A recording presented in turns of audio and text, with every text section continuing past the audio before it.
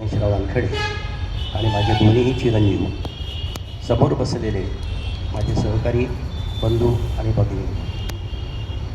खरं म्हणजे आज या पुस्तकाविषयी याआधी बरेच लोक हे बोलून गेलेले आहेत आणि त्याच्यामुळे मी आपला फार वेळ या ठिकाणी घेणार नाही. तशी सूचना ही मला आधीच मिळालेली आहे आणि त्या सूचनेनुसार काही महत्त्वाचे मुद्दे मला जे वाटतात ते या ठिकाणी मांडण्याचा प्रयत्न करणार आहे.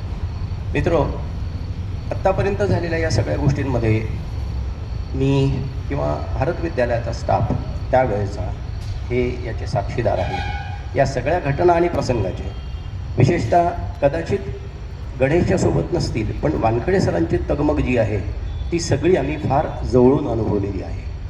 म्हणजे गणेशचं व्यसनाधीन होणं आणि वानखडे सरांचं अस्वस्थ होणं हे एक एक दिवस, एक एक वाक्य, एक एक घटना, एक एक प्रसंग हा आम्ही त्यांची काय तगमग होत होती हे सगळं कळत होतं आणि तरीही त्यांच्या मनामध्ये गणेशविषयी असलेलं प्रेम हेही वारंवार प्रकट होत होतं. ज्या दिवशी गणेश त्याचा अपघात झाला तो दिवस म्हणजे वानखडे सरांनी कोणत्या अवस्थेत आणि कोणत्या पद्धतीनं काढला तर मला माहिती किंवा ते आमचं मला माहिती आहे की ते अनुभवण्याची किंवा अनुभूतीचीच गोष्ट होती. ती शब्दात काही सांगता येत नाही किंवा शब्दात मांडताही येत नाही. आणि म्हणून या उन्हाळ्या सर असतील, ही असेल, विकास सर असेल किंवा वानखडे सरांनी चौघा पाचजण काही या भावनिक असा जो काही भाग होता त्याच्यामध्ये हे सगळं जाणवत होतं. आणि त्याच्यामुळे त्या पुस्तकात आलेल्या घटना किंवा प्रसंग जे असतील याचे आम्ही साक्षीदार आहोत. आणि महत्त्वाची गोष्ट अशी मला जाणवली की गणेशनी अत्यंत प्रामाणिकपणे काहीही न लपवता किंवा कुठलीही भूमिका न घेता जे जसं झालेलं आहे, जसं घडलेलं आहे त्याची मांडणी ही गणेशने केलेली आहे. मित्र, खरं म्हणजे मगाशी मी गणेशचं अभिनंदन केलं तेव्हा तो म्हणाला, दादा आपण मी सगळा मोकळा झालो. मी त्यांना असं म्हटलं की मोकळं होणं ही सुंदर गोष्ट आहे. कारण जीवनातली सौंदर्य काय आहे असा जर आपण एक प्रश्न निर्माण केला की जीवनात सौंदर्य काय आहे. गण्यामधली अनपेक्षितता जी आहे तीच तुमच्या जीवनाला सौंदर्य प्रदान करत असते.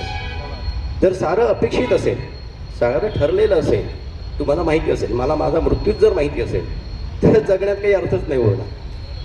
जे जे अनपेक्षित आहे ते अनपेक्षितता दर दिवशी, दरवेळी, दर क्षणी हे आम्हाला अनपेक्षित रीतीनं आमच्या समोर येतात. मग ती आव्हानाच्या स्वरूपात येऊ दे, ते दुःखाच्या स्वरूपात येऊ दे, ते आनंदाच्या स्वरूपात येऊ दे, याचं स्वरूप कोणतंही असलं तरी ही अनपेक्षितता आमच्या जगण्यात आहे म्हणून आमचं जीवन सुंदर आहे. आणि मग मला असं वाटतं की गणेशचं आयुष्य हे या पद्धतीनं खऱ्या अर्थाने सुंदर आयुष्य आहे. आणि ते सौंदर्य वानखडे सरांच्या वाट्यालाही आलेलं आहे असं आपल्याला म्हणता येईल. कारण असं वाटतं की मानवी जगण्याच्या त्या दोन पातळ्या असतात. म्हणजे एक भौतिकाची पातळी असते की बाह्य पातळी असते जगण्याची, आणि दुसरी तुमची अंतरंगाची किंवा आतली एक पातळी असते जगण्याची. ह्या दोन पातळ्यावरती मग बाहेर जगणं जे असते आपलं, ह्या जगण्यामध्ये आम्हाला सगळ्या भौतिक गोष्टींची गरज पडते. मग गाडी पाहिजे, बंगला पाहिजे, घर पाहिजे, अमुक पाहिजे, बँक बॅलन्स पाहिजे, ह्या सगळ्या भौतिक गोष्टी असतात. आणि आतली जी पातळी असते तिथे मात्र तुम्हाला भावनिक पातळी ही महत्त्वाची मानली जाते. मग माणूस या दोन पातळ्यांमध्ये फिरत असतो. तो वरच्या पातळीत जेव्हा असतो कधी कधी तो आतल्या पातळीत जातो. आणि या मधल्या पातळीमध्ये जायचं म्हणजे या वरच्या पातळीतून, बाह्य पातळीतून अंतरंगाच्या पातळीत जर जायचं असेल तर तुम्हाला तप करावं लागेल. तप म्हणजे फक्त हिमालयात जाऊन करण्याची गोष्ट नाही. तप हे तुमच्या अंतःकरणात, तुमच्या रणांगणात, तो आतलं रणांगण असतं आणि तिथे ती तपश्चर्या करावी लागते. मला असं वाटते की गणेशनी या टोकापासून त्या टोकावर जाताना ही दोन्हीही पातळी किंवा ते तप हे परिपूर्ण रीतीने केलेलं आहे. आणि आपलं तप लोकांसमोर मांडण्याची कुठलीही लाज बाळगण्याची कारण नाही. आणि म्हणून मी गौरीला हेच म्हणेल की या पुस्तकात जे काही त्यांनी मांडलेलं आहे ही त्याची तपश्चर्या आहे आणि त्या तपश्चर्या आलेलं हे फळ आहे असं आपल्याला म्हणता येईल. मला असं वाटतं की कसं होतं की माणूस हा मुळातच हिंसक प्राणी. कारण तुम्ही पहा, लहान मुलाला कोणी काही शिकवत नसते, पण एखादं कीटक किंवा मुंगी काही दिसते की पटकन मारून तोंडात टाकेल. मग तो कुठलाही असेल, त्याला कुठलं काही बंधन नाही, तो कोणत्या श्रेणीतला आहे, खालचा आहे, वरचा आहे. पण याचं कारण असं आहे की हिंसा, कारण माणूस हजारो वर्ष ही हिंसा करत जगत आलेला आहे. आणि म्हणून त्याचा एक युग नावाचा जो मानसशास्त्रज्ञ आहे तो म्हणतो की याचे एक आदिबंध तयार होतात. तसा हिंसेचा हा आदिबंध तयार झालेला आहे आणि ती हिंसा आमच्यात उपजत आहे. पण हिंसेतून यातून म्हणजे प्राणी आहोत आम्ही, आणि प्राण्यापासून माणूस व्हायचं असेल तर मग संस्कार करावे लागतात. संस्कार तेव्हा करावे लागतात की जेव्हा तुम्हाला त्या हिंसेतून किंवा त्या प्राण्यांमधून माणूस घडवायचा असतो. मग संस्कार करण्याची परंपरा ही आपल्याकडे दोन पद्धतीनं होते. एक, लोकांच्या उपदेशातून आपण संस्कार करतो, आणि दुसरं, आपल्या अनुभवातून आपल्याला संस्कार घडवतात. पहिले संस्कार जे होतात, जे उपदेशातून केले जातात, ते फार प्रभावी असतात असं वाटत नाही. नाही तसं असतं तर आतापर्यंत इतके सगळे उपदेशक झालेले आहेत, सगळा समाज हा अत्यंत प्रगल्भ आणि अत्यंत सुंदरच असला पाहिजे होता. मग खरं संस्कार कोण घडवतं, तर खरे संस्कार घडवतात ते तुमचे अनुभव.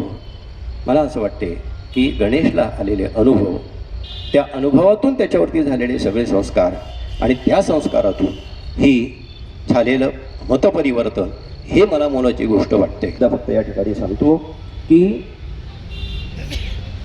रामायण लिहूनच वाल्याचा वाल्मिकी होतो असं नाही, तर धगधगता रणसंग्राम लिहूनही आम्हाला वाल्याचा वाल्मिकी झालेला दिसते.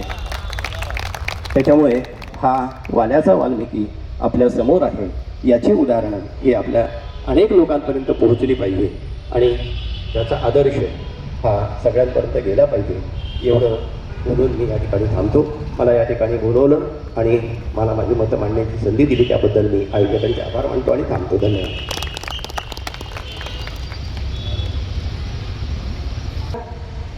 शेवटचं एक महत्त्वाचं अध्यक्षीय भाषण, आणि त्यानंतर आपला आभार प्रदर्शन 2 मिनिटाचं, आणि त्याच्यानंतर कार्यक्रम संपणार आहे.